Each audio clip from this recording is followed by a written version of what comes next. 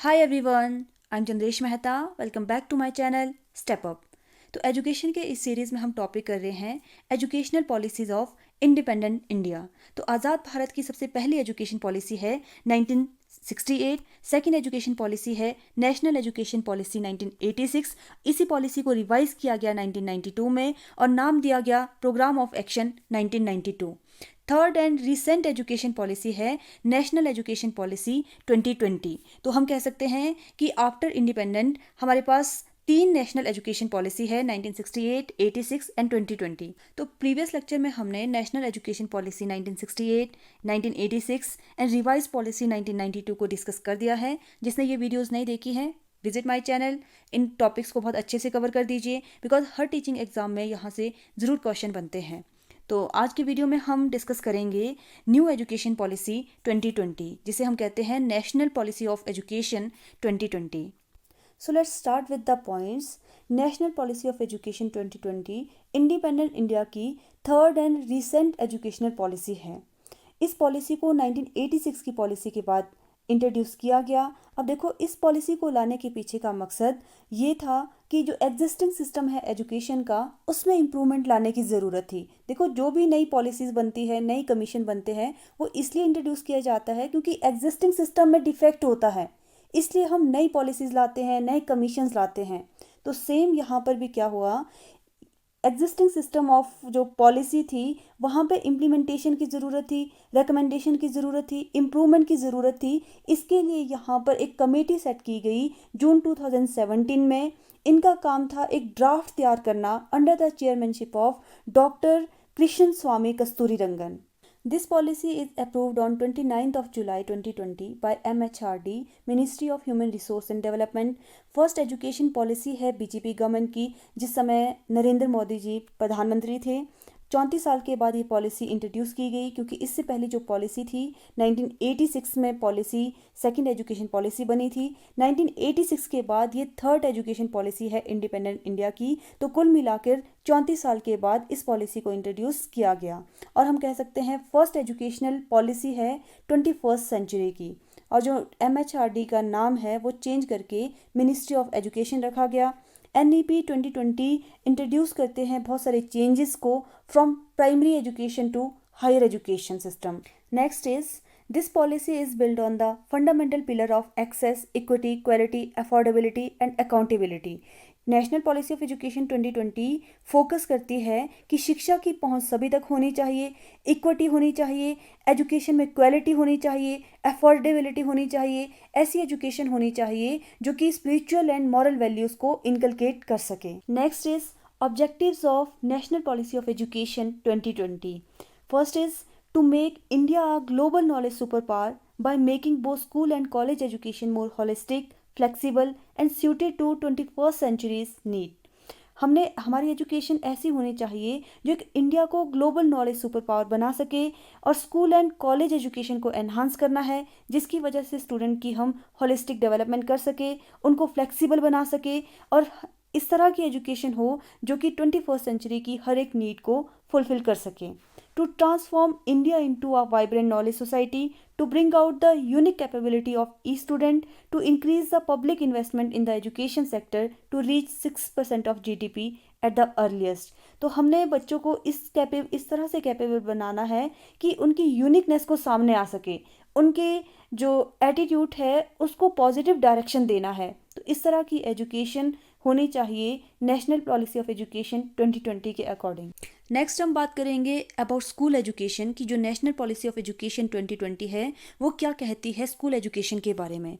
First point is universalisation of education from pre school to secondary level with 100% gross enrolment ratio in school education by 2030। कहने का मतलब है कि education को हमने यूनिवर्सलाइजेशन करना है, सार्वभौमिकरण करना है शिक्षा का, from pre school to secondary level, और 2030 तक आते आते ग्रॉस एनरोलमेंट रेशियो को 100% करना है, मतलब 100% दाखिला होना चाहिए स्कूल में।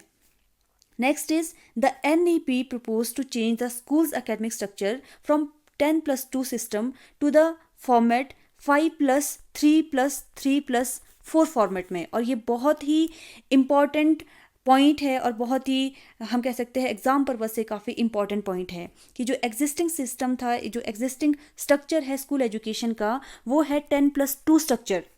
इसको चेंज करके बोला है कि स्कूल सिस्टम का स्ट्रक्चर होना चाहिए 5+3+3+4 स्ट्रक्चर। तो इस स्ट्रक्चर को हम डिटेल में समझते हैं क्या कहता है। तो देखिए, जो एग्जिस्टिंग स्ट्रक्चर था स्कूल सिस्टम का वो था 10+2, जिसमें कि बच्चा स्कूल में दाखिला लेता था जब बच्चा 6 साल का होता था। तो 6 साल से लेकर 18 साल तक बच्चा अपनी 10वीं तक की शिक्षा को पूरी करता था। मतलब जब बच्चा 6 साल का है तो पहली कक्षा में है, 7 साल का है दूसरी में है। तो इस तरह से जब बच्चा 18 साल का होगा तो बच्चा होगा 10th क्लास में। फिर जब बच्चा 11th में जा रहा है तो बच्चे की उम्र 17 साल, फिर 12th में जा रहा है तो 18 साल। तो कहने का मतलब है जो स्कूली शिक्षा है उसको बच्चा कंप्लीट कर रहा है 6 से 18 साल के बीच की। जब बच्चा 6 से 18 साल जब होगा तो बच्चा अपनी स्कूली शिक्षा को पूरा करेगा, मतलब 10+2 सिस्टम को पूरा करेगा। तो ये था एग्जिस्टिंग स्ट्रक्चर एजुकेशन सिस्टम का। तो इस स्ट्रक्चर को चेंज किया है न्यू एजुकेशन पॉलिसी 2020 ने और कहा है कि जो सिस्टम होना चाहिए स्कूल एजुकेशन का, that should be 5+3+3+4।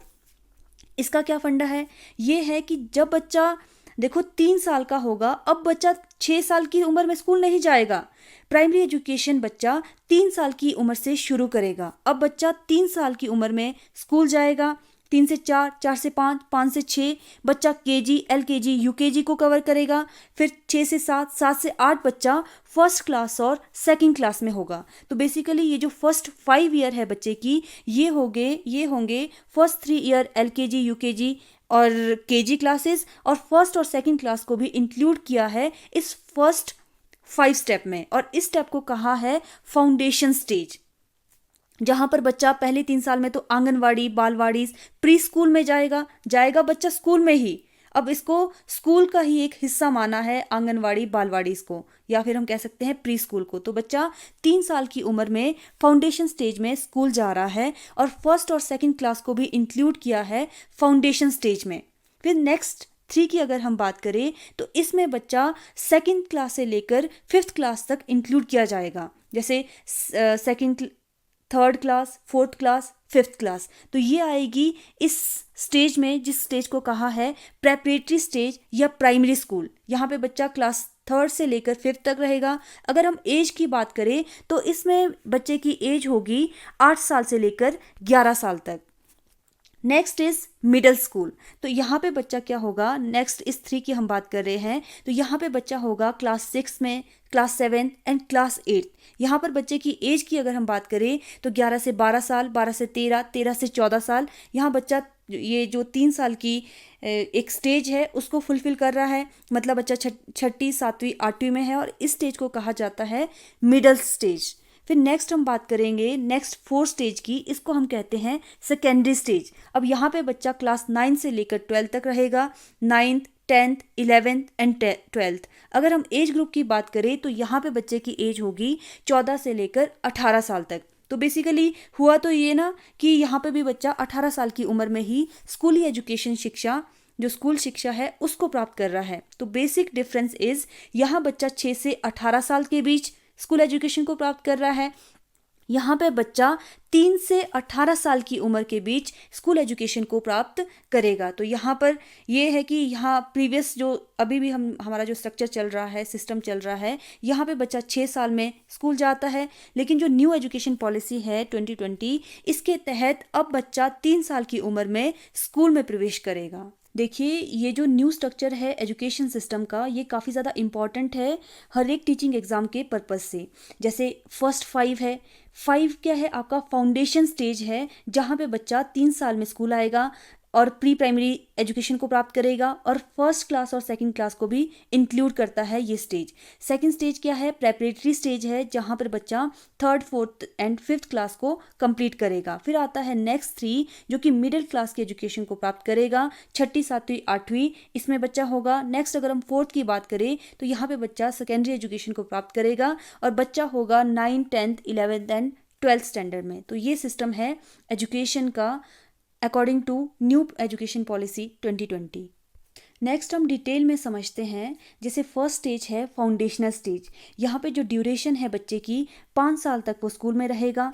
It include 3 years of pre primary and grade 1 and grade 2। जैसे कि अभी कहा कि 3 साल का बच्चा प्री प्राइमरी एजुकेशन प्राप्त करेगा। जो फर्स्ट क्लास है, सेकेंड क्लास है, उसको भी इंक्लूड किया गया है फाउंडेशनल स्टेज में। Age group is 3 to 8 year. यहाँ पे बच्चे का जो एज ग्रुप है वो रहेगा 3 से 8 साल तक का। मेन मकसद जो है फाउंडेशनल स्टेज का वो है कि बच्चे को एक्टिविटीज़ में इन्वॉल्व होना। देखिए इससे पहले क्या होता था कि बच्चा घर में ही उठना बैठना सीख रहा है, खाना कैसे खाना है वो सीख रहा है, चलना कैसे है, बोलना कैसे है, कैसे लैंग्वेज को प्रोड्यूस करना है, तो इन चीज़ों को सीखता है। तो बेसिकली अब क्या है, इस एजुकेशन पॉलिसी के तहत ऐसा नहीं है कि बच्चे को 3 साल में अगर स्कूल भेज रहे हैं तो उसको पूरी राम कथा रामायण सिखाई जाएगी। ऐसा नहीं होगा। वहाँ पर भी सेम चीज़ें होगी कि आपको उठना बैठना खाना पीना जो बेसिक नेसेसरी चीज़ें हैं वो सिखाई जाएगी। कैसे खेलना है, किस तरह से बात करनी है, कैसे कैसे एक्टिविटीज़ करनी है।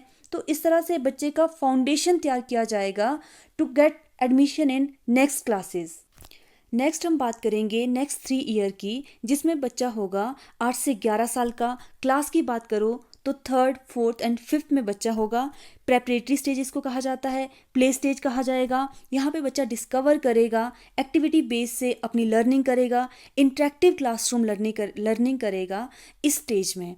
देखिए इससे पहले वाली जो अवस्था थी फाउंडेशन स्टेज, इसमें बच्चे के कोई भी एग्ज़ाम कंडक्ट नहीं करवाए जाएंगे, बच्चे का कोई एग्ज़ाम नहीं लिया जाएगा। लेकिन प्रेपरेटरी स्टेज में बच्चे की लर्निंग को चेक करने के लिए यहाँ पर उनसे एग्ज़ाम भी लिए जाएंगे। नेक्स्ट 3 ईयर की अगर हम बात करें तो इसमें बच्चा 11 से 14 साल का होगा। क्लास की अगर हम बात करें तो 6ठी, 7वीं, 8वीं में बच्चा होगा। मिडिल स्टेज इसको कहा जाएगा। एक्सपीरियंशियल लर्निंग यहाँ पर होगी। Science, mathematics, social science, humanity जैसे सब्जेक्ट से इंट्रोड्यूस करवाया जाएगा बच्चे को। तो नेक्स्ट 4 इयर्स की अगर हम बात करें तो इसमें बच्चे की एज ग्रुप होगी 14 से 18 साल।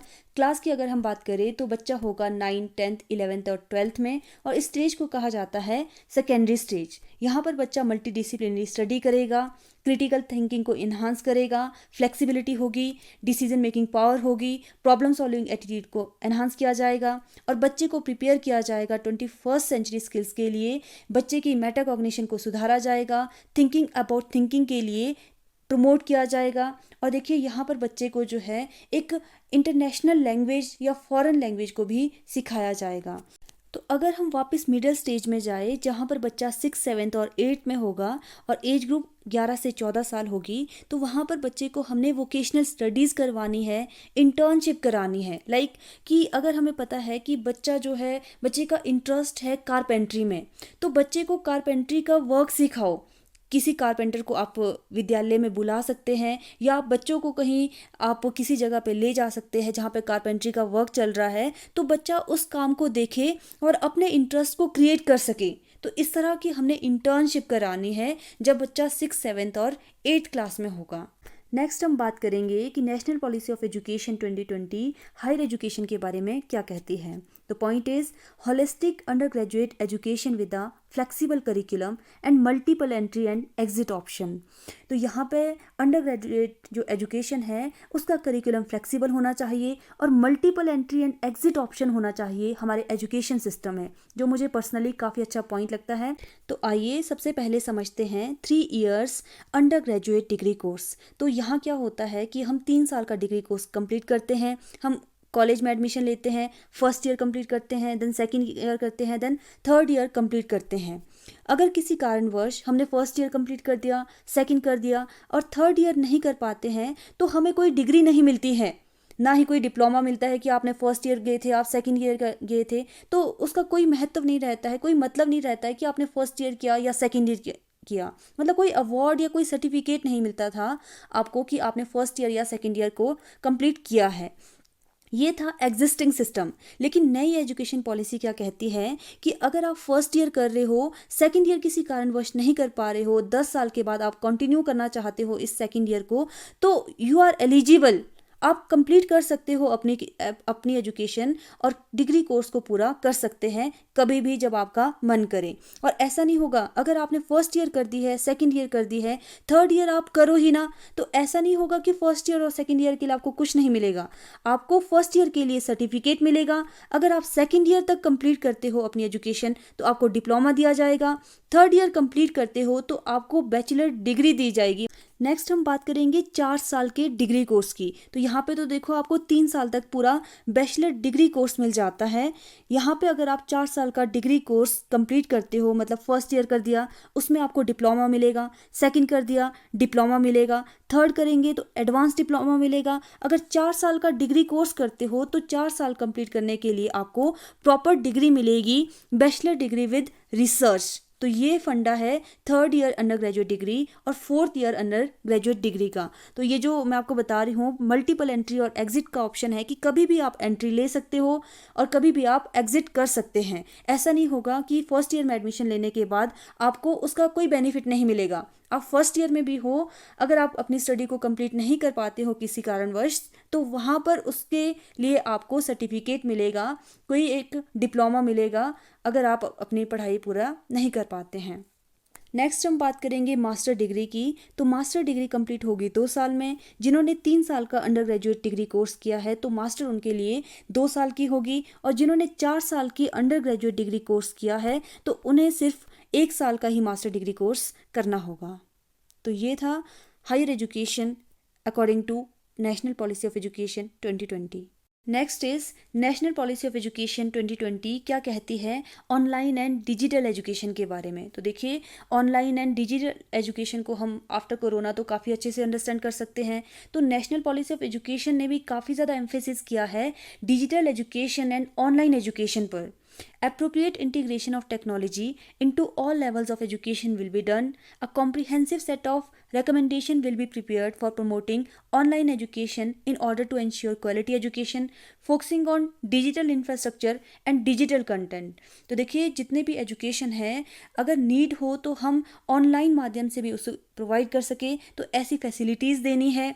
एक ऑटोनॉमस बॉडी को हमने प्रिपेयर करना है जो कि है NETF, national educational technology firm, जो कि हमें बताता है कि टेक्नोलॉजी का हम कैसे यूज़ कर पाएँ एजुकेशन को बेहतर करने के लिए। लाइक कि टीचिंग करनी है, किस तरह से हमने असेसमेंट करनी है, एजुकेशनल प्लानिंग कैसे करनी है, एडमिनिस्ट्रेशन वर्क कैसा होना चाहिए, मैनेजमेंट वर्क कैसा होना चाहिए, तो ये सब कुछ हमें कौन बताएगा? टेक्नोलॉजी। तो इसके लिए हमने NETF को क्रिएट करना है।